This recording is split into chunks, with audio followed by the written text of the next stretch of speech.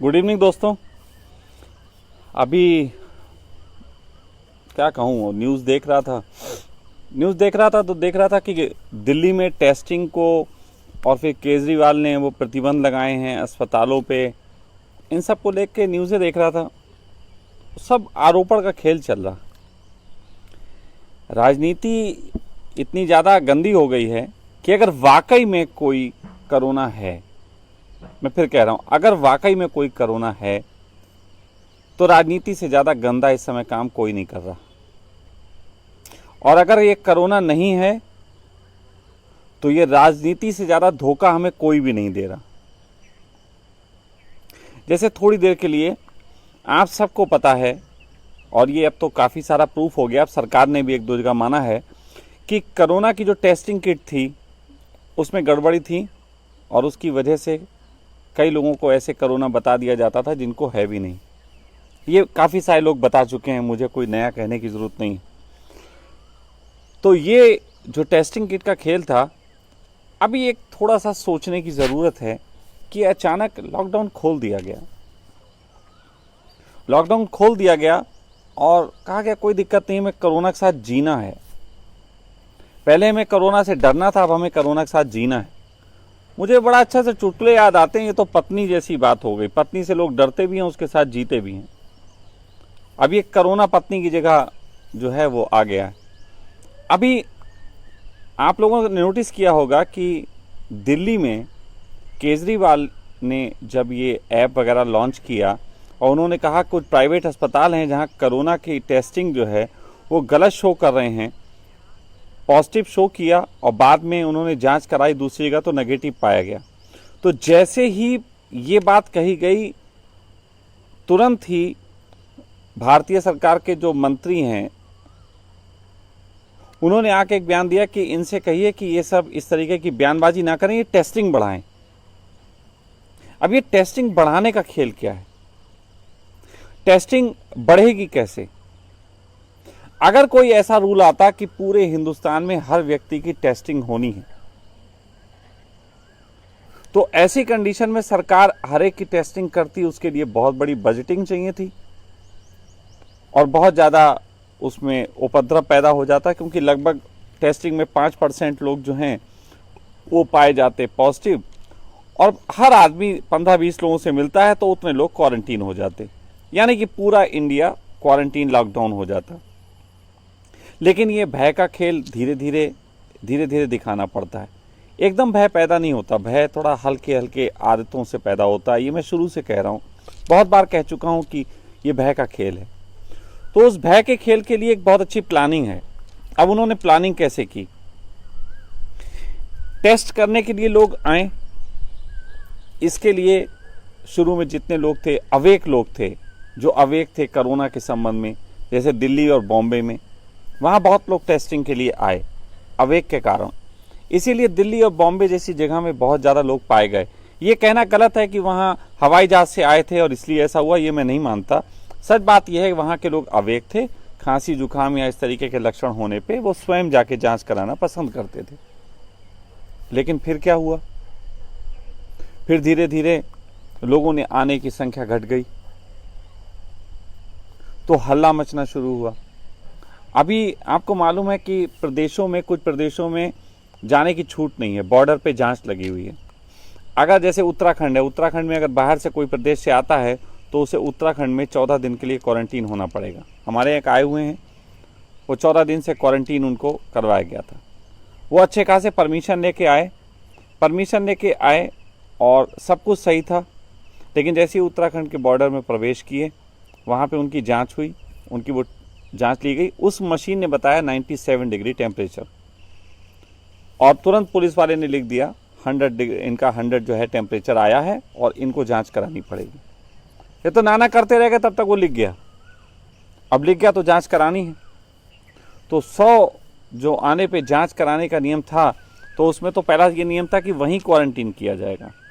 खैर जैसे तैसे ये सब करके, थोड़ा सा बात करके कि नहीं हम वहाँ क्वारंटीन नहीं होना चाहते, हमें क्वारंटीन होना है तो हम आश्रम में हो जाएंगे। उनकी फिर वहाँ पे जांच हुई। जांच में खैर वो जो है नेगेटिव पाए गए। तो ये अलग बात है कि वो नेगेटिव पाए गए और उनको कोई दिक्कत नहीं हुई।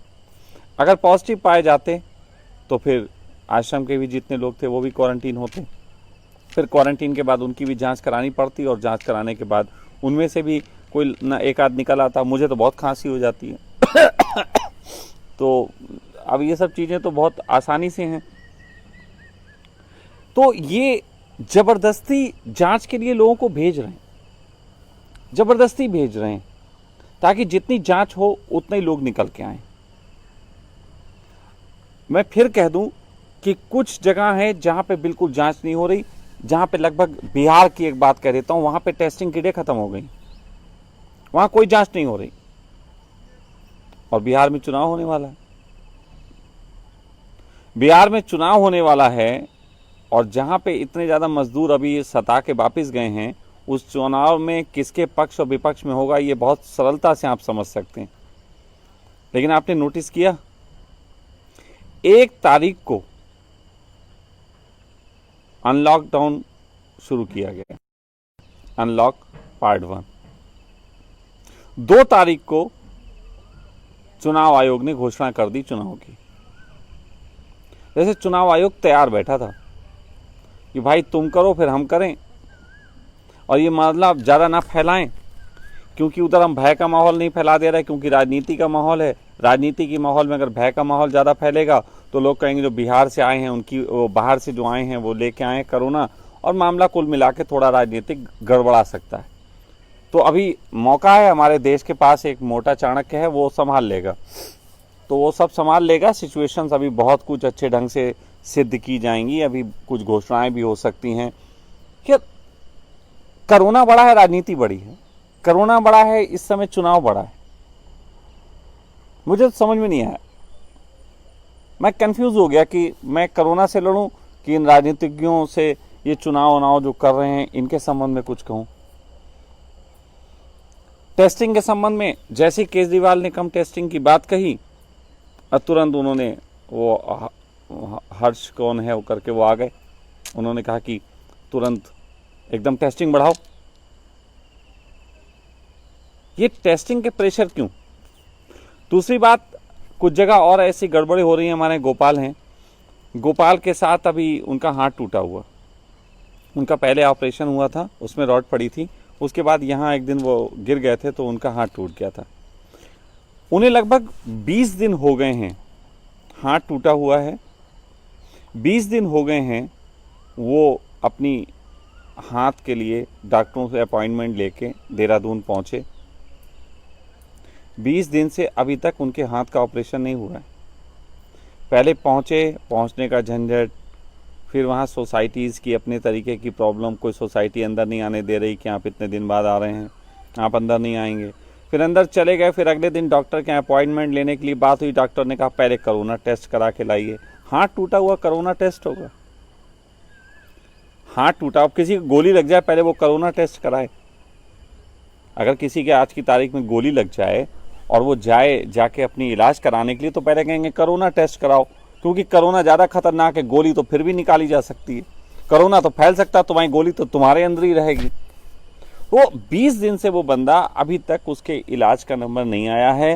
पहले कोरोना टेस्ट का, फिर कोरोना टेस्ट के लिए गए, फिर जाने के बाद वहाँ कई तरीके की झंझटें, फिर वहाँ से उनको वो मिला, फिर उसके बाद उन्होंने और टेस्टिंग लिख दी। अब और टेस्टिंग जो लिख दी, चलो मैं मान रहा हूँ कि वो टेस्टिंग जरूरी हो सकती हैं ऑपरेशन के लिए, लेकिन वो टेस्टिंग जो लिखी गई कोरोना के बाद, यदि वो 15, 20 दिन, 25 दिन ज़्यादा हो गई, उतने दिन बाद उसकी रिपोर्ट्स और सब आई, तो उनको फिर कहा जाएगा कोरोना टेस्ट करा के लाओ, क्योंकि 15-20 दिन हो गए, कोरोना हो सकता है।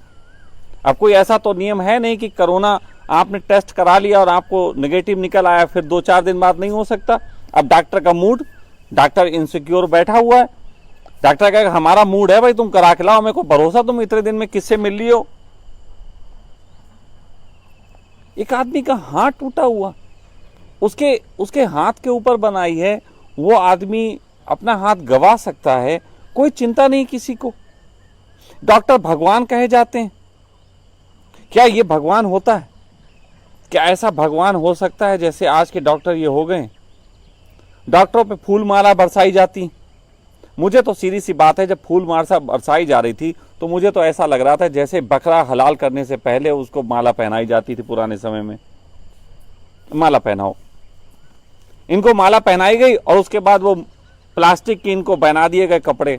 सच बताएं डॉक्टरों, जो डॉक्टर सही हैं, जिनके ऊपर सरकार के प्रेशर्स नहीं हैं, उन्होंने पब्लिक को प्रेशर देकर लूटने का काम कर रखा है।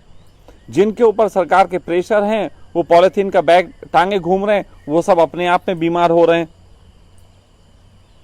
क्या क्या बात कहूं, कहां तक कहूं, कितनी कितनी चीजों के बारे में कहूं। अगर केजरीवाल सही नहीं काम कर रहे हैं, इनको हटाओ। अगर तुम्हें लगता है केजरीवाल सही नहीं काम कर रहे हैं, चलो हटाओ, राष्ट्रपति शासन लगा दो, तुम सही से करके दिखा दो। इतना ही बस मुझे नजर आता है कि जैसे एक बच्चे की 3 अम्मा हो, बच्चा भूखा हो, खाने को है, सब कुछ है, लेकिन तीनों अम्मा इसलिए लड़ रही कि हम खिलाएंगे अपने बच्चे को। यह है राजनीति। बीजेपी, कांग्रेस या सो कॉल्ड और जो भी पार्टियां हैं, सापा आपा, ये वो आप, ये सब अम्माएं हैं। हमारे भारतवर्ष का जो बच्चा है उसकी ये अम्माएं हैं, और तीनों अम्मा पहले लड़के फैसला कर लें कि कौन जीतेगी, उसके बाद वो खाना खिलाएगी। और जब वो खाना खिलाएगी तो दूसरी अम्मा कहेगी बहुत देर हो गई है, ये बासी हो गया, ये खराब है, अब ये गलत खिला रही है, और फिर वो खिलाने नहीं देगी। ऐसे में फिर 5 साल बीत जाएगा, 5 साल बाद फिर तीनों अम्मा आपस में लड़ेंगी कि हम जो है हम खिलाएंगे, हम खिलाएंगे, हम खिलाएंगे।